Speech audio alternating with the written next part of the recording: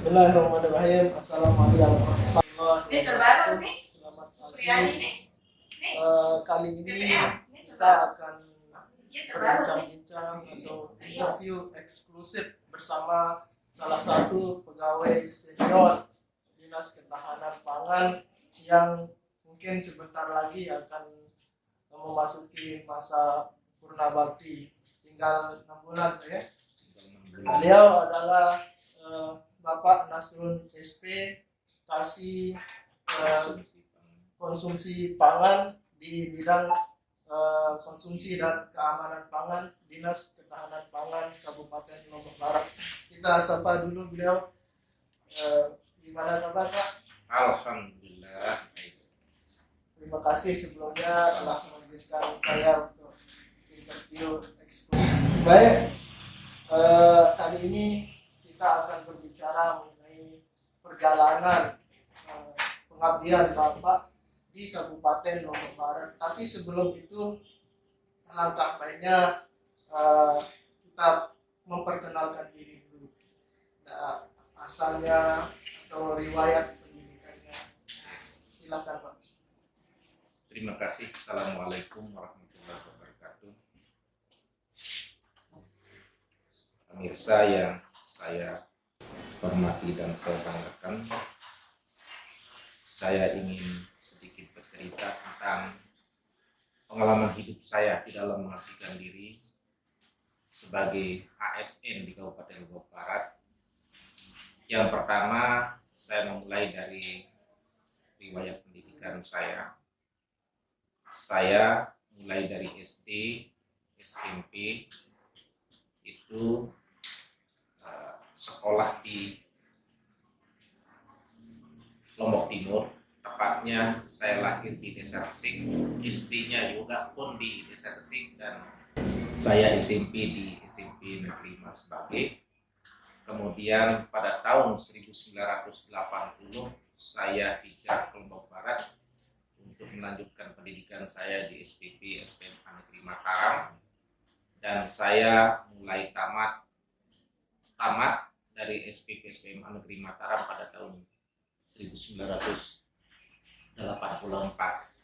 Kemudian dari tahun 1984 saya mulai begitu tamat langsung ditugaskan di Lombok Barat juga, yaitu tepatnya di Desa Sesaid, Kecamatan Gangga, Kabupaten Lombok Barat. Sekarang Lombok Utara. Kemudian pada tahun 1988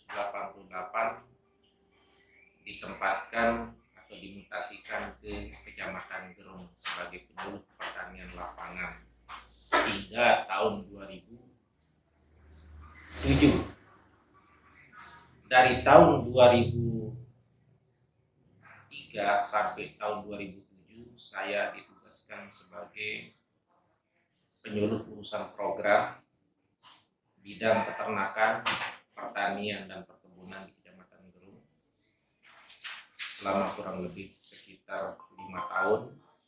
Kemudian selanjutnya dipindahkan sebagai koordinator penyuluh pertanian di wilayah Kecamatan Kediri, tepatnya tahun 2007 hingga tahun 2011.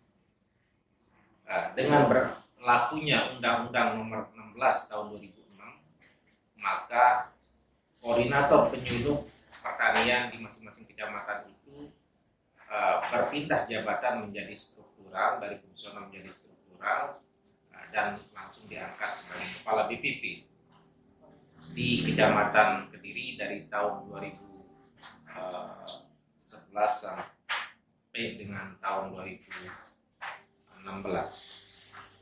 Dan selama menjabat sebagai kepala BPP di Kecamatan Kediri, kami bersama kawan-kawan penyuluh pernah mengantarkan BPP Kediri itu sebagai BPP teladan tingkat nasional pada tahun 2014. Dan pada waktu yang sama saya mewakili BPP untuk ikut apel Agustus di Istana Negara di Jakarta. Selanjutnya tahun 2016 sampai dengan awal tahun 2017 saya ditempatkan atau ditugaskan sebagai Kepala Seksi Penyuluhan Pertanian di Badan Pelaksana Penyuluhan Pertanian Kabupaten Lombok Barat kurang lebih selama 1 tahun. Selanjutnya sejak tahun 2017 karena Badan Pelaksana Penyuluhan Pertanian sudah tidak berfungsi lagi alias sudah dihapus. Kemudian kami dipindahkan ke Dinas Ketahanan Pangan Kabupaten Lombok Barat tepatnya Januari 2017 sampai sekarang ini, dan insya Allah saya akan pensiun atau purna tugas di Dinas Ketahanan Pangan tepatnya nanti 1 Januari tahun 2023. Demikian untuk sementara. Baik, itulah tadi perjalanan panjang beliau selama mengabdikan diri di Kabupaten Lombok Barat, dan begitu panjang perjalanannya mulai dari ditempatkan, berarti pertama kali tugas di KLU yang sekarang. Yang sekarang KLU kalau dulu Lombok Barat. Ya. Itu langsung jadi penyuluh Pak ya. Langsung jadi penyuluh pertanian. Terus setelah itu menjadi dari rangkaian menjadi koordinator BPP Kecamatan Kediri. Iya. Jadi setelah tahun 2003 saya diangkat menjadi penyuluh urusan programa bidang pertanian, peternakan dan perkebunan di Kecamatan Gerung. Kemudian tahun 2007 dipindahkan ke Kecamatan Kediri sebagai koordinator penyuluh karena waktu itu masih fungsional selama kurang lebih dari tahun 2007 sampai tahun 2011. Nah, karena tahun 2011 sudah berlaku Undang-Undang Nomor 6 tahun 16 tahun 2006 tentang sistem penyuluhan pertanian, maka kita semua kepala BP, semua koordinator penyuluh pertanian yang ada di Kabupaten Lombok Barat itu dipindahkan dari fungsional menjadi struktural dan diangkat menjadi kepala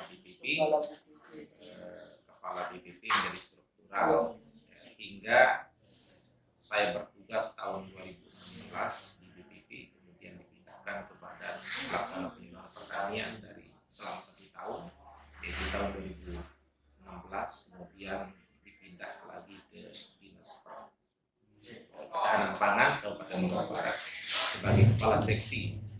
Sekarang sudah tidak ada lagi kepala BPP itu ya, sudah berubah. Sekarang sudah berubah lagi menjadi dikembalikan ke fungsi.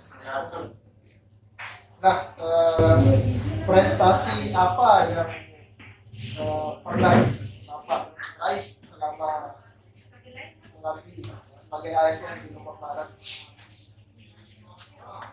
yang paling berkesan?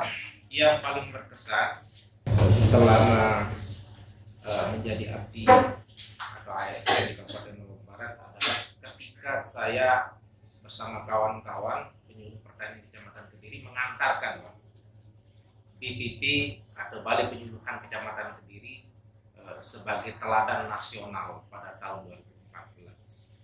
Tingkat berapa itu jadi senasional? Itu kita di juara dua. Juara 2 tingkat nasional. Wow, ini prestasi yang sangat baik yang telah ditorehkan pada Lombok Barat. Nah itu prosesnya gimana itu Pak? Prosesnya panjang. Prosesnya panjang. Jadi di tahun 2013 kita BPP Kediri mengikuti lomba tingkat kabupaten Lombok Barat dan juara 1. Kemudian dilanjutkan ke tingkat provinsi, kita juara 2 yang BPP Kediri. Jadi tidak bisa lanjut ke penilaian berikutnya. Pada tahun 2014 kembali kita ditunjuk oleh Kabupaten Lombok Barat sebagai wakil untuk ikut serta lomba di tingkat provinsi, dan pada tahun 2014 itu kita sebagai juara 1 tingkat provinsi. Kemudian kita dinilai oleh tingkat nasional dan kita memperoleh di peringkat kedua tingkat nasional pada tahun 2014. Dan pada saat itu juga kami khususnya Kepala BPP diundang untuk ikut serta sebagai peserta apel di Istana Negara. Gimana perasaannya Pak? Luar biasa. Kalau perasaan luar biasa karena di dalam sejarah hidup, baik itu hidup secara pribadi maupun hidup secara pengabdian, itu adalah sejarah yang luar biasa dalam hidup saya, dalam karir saya. Dapat mengikuti apel nasional di istana dan dapat mengikuti sidang umum DPR pada tanggal 16 Agustus di gedung MPR DPR. Baik, untuk di Dinas Ketahanan Pangan sendiri pernah melakukan atau mendapatkan apa Pak kira-kira yang istilahnya berhasil Bapak lakukan di Dinas Ketahanan Pangan?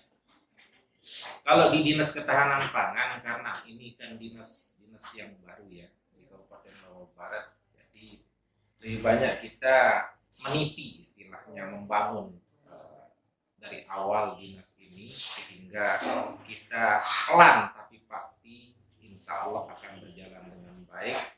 Namun di bidang atau di seksi yang saya tangani dari tahun 2017 itu adalah bisa dikatakan seksi yang lumayan sibuk di dalam menangani program-program yang ada di Dinas Ketahanan Pangan, khususnya untuk seksi konsumsi pangan. Itu kegiatannya lumayan banyak. Di awal tahun, sekitar tahun 2017 sampai tahun 2018 itu di seksi konsumsi pangan ini yang boleh dikatakan paling banyak kegiatan, terutama kegiatan di pemberdayaan masyarakat. Ada kegiatan kita yang namanya kegiatan KRPL, Kawasan Rumah Pangan Lestari. Itu di tahun pertama di 10 kecamatan di Kabupaten Lombok Barat itu merata mendapatkan satu KRPL, satu kelompok pelaksana KRPL di dalam satu kecamatan. Kemudian berkembang pada tahun yang anggarannya bersumber dari APBD 2. Kemudian belum lagi yang dari APBN. Itu kita mendapatkan kurang lebih sekitar 5 kelompok wanita tani yang tersebar di Kabupaten Lombok Barat. Kemudian yang dari APBD 1 kita mendapatkan 3 kelompok yang terdiri di Desa Aduman, kemudian Desa Banyumulek dan Desa Gunung Sari pada waktu itu. Selanjutnya tahun 2018 itu berkembang dari 10 tahun 2017 menjadi 20 KWT yang menyebar di seluruh Kabupaten Lombok Barat. Masing-masing kecamatan mendapatkan 2 KWT atau 2 kelompok wanita tani pelaksana. Dan setelah itu pun ada anggaran penambahan yang bersumber dari APBN, baik itu penambahan maupun pengembangan, jumlahnya sampai 13 kelompok. Jadi total waktu di tahun 2018 itu sampai 32 kelompok kurang lebih. Jadi kegiatan dari KRPL itu sendiri tentang apa Pak, terkait tentang ya. KRPL itu sendiri kan sudah jelas. KRPL Kawasan Rumah Pangan Lestari. Artinya bagaimana kita mengoptimalkan pekarangan masyarakat, khususnya yang dikelola oleh KWT atau kelompok wanita tani ini, supaya pekarangan yang tadinya nganggur, yang tidak ada dimanfaatkan sama sekali menjadi termanfaatkan, dioptimalkan untuk menanam berbagai jenis tanaman, khususnya tanaman sayuran, kemudian tanaman obat-obatan, dan tanaman-tanaman lainnya seperti yang bersumber sebagai sumber karbohidrat seperti singkong, tanaman umbi-umbian dan yang lain-lain, guna kita meningkatkan tingkat mutu konsumsi daripada masyarakat dari yang hanya sayur saja atau hanya beberapa sayur saja menjadi multi sayur. Kemudian ada lagi kegiatan-kegiatan yang mengacu kepada peningkatan mutu pangan, terutama yang protein hewani seperti memelihara ayam atau memelihara itik atau memelihara ikan di pekarangan, sehingga kebutuhan konsumsi di masing-masing keluarga itu terpenuhi, baik itu sumber karbohidratnya, protein hewani, protein nabati, vitamin, mineral, dan sebagainya. Guna setelah tahun 2018, guna meningkatkan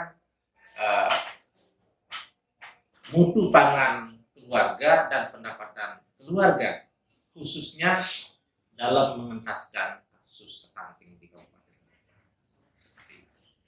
Baik Pak, mungkin pertanyaan terakhir yang akan saya tanyakan, lagi beberapa bulan Bapak akan menjalankan masa purna tugas. Tadi sudah dijelaskan pengabdian Bapak di Kabupaten Lombok Barat, semoga dicatat oleh amal baik oleh Allah Subhanahu wa Ta'ala. Nah, apa persiapan Bapak untuk menjalani masa purna tugasnya itu? Apakah Anda akan melanjutkan ke bisnis di bidang pertanian atau gimana? Terima kasih. Jadi yang pertama, di sisa masa tugas saya ini, saya akan manfaatkan sebaik-baiknya tenaga pikiran saya kepada untuk meningkatkan atau memberdayakan masyarakat di Kabupaten Lombok Barat ini, khususnya di bidang konsumsi dan keamanan pangan ini, sehingga nanti saya pada akhir masa purna ini bisa melepas atau bisa dilepas dengan baik dan dengan hati yang lepas dan tenang. Saya puas dengan apa yang sudah saya kerjakan, apa yang sudah saya laksanakan, dan saya puas dengan pengabdian saya.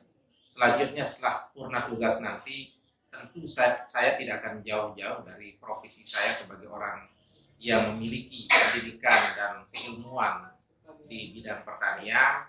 Tentu nanti di samping saya akan bekerja untuk meningkatkan pendapatan pribadi atau keluarga saya, juga ilmu yang saya miliki atau keahlian yang saya miliki itu akan saya sebarluaskan kepada masyarakat di sekitar saya, sehingga saya dari tugas sampai dengan purna tugas bermanfaat bagi masyarakat. Terima kasih. Baik Pak, lagi sekali Pak, karena lupa saat tadi saya sebutkan apa pesan Bapak kepada kami yang masing-masing muda ini, yang masih meniti karir kami di Lombok Barat ini. Yang pertama, disiplin. Bekerja dengan baik, ikuti aturan yang ada sesuai dengan aturan atau disiplin yang ada di dinas kita yang tercinta ini, di Dinas Ketahanan Pangan Kabupaten Lombok Barat. Selalu berinovasi ya, dan selalu berubah dari yang biasa menjadi luar biasa, dari yang kurang baik menjadi yang lebih baik. Agama kita mengajarkan orang yang selalu lebih baik dan terus lebih baik itu adalah termasuk golongan yang beruntung. Di dalam Al-Quran disebutkan, innallaha la yughayyiru ma biqaumin hatta yughayyiru ma bi anfusihim.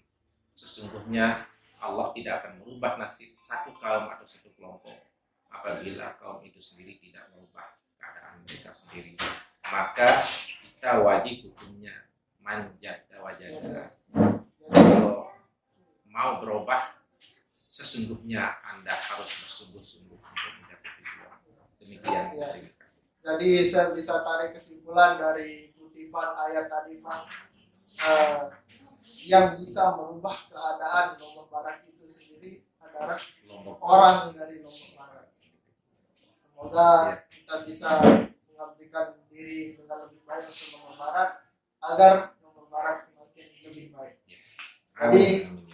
itu saja perbincangan saya dengan Bapak Nasrul SP, kasih keamanan konsumsi pangan Dinas Ketahanan Pangan Kabupaten Lombok Barat. Terima kasih atas atensinya. Wassalamualaikum warahmatullahi wabarakatuh. Waalaikumsalam.